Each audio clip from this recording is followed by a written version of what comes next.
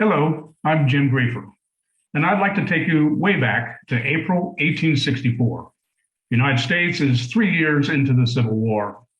Abraham Lincoln is invited to give a speech at the annual Sanitary Fair in Baltimore.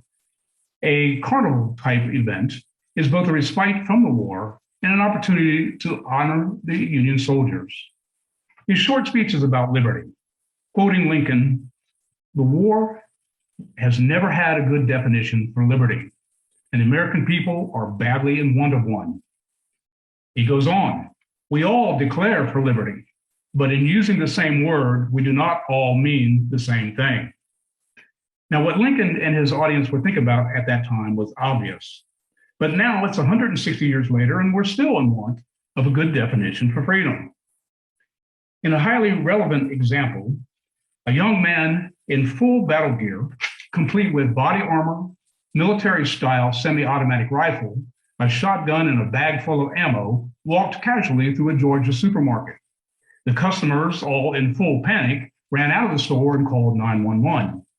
Well, it turns out he broke no Georgia laws, but both the defenders of his right to do that and those who would prohibit that behavior as a public danger all declared for freedom.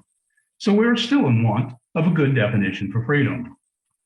Even more than that, we want to know where America stands in terms of freedom.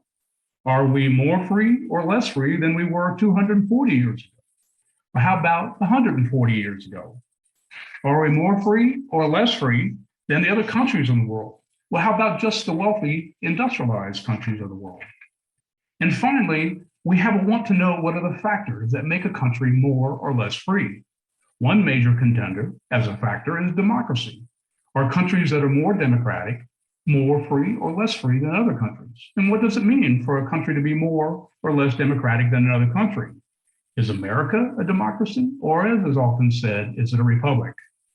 Other contenders for these factors are rule of law, national wealth and income, inequality, even gun ownership. So that's what we're going to do in this class. We'll examine the variety of definitions, interpretations, and philosophies of the concept of freedom. We'll explore the history of freedom in America. We'll compare freedom in the United States with freedom in the countries in the rest of the world. And using data, we'll emphasize the factors that make a country more or less free. I hope to get you to think about things that you haven't thought about before in ways that you hadn't really thought about before. And there will be surprises. I'm Jim Grefer, and I hope that you'll join me at Jim Grefer's Freedom and Democracy Project. Thank you.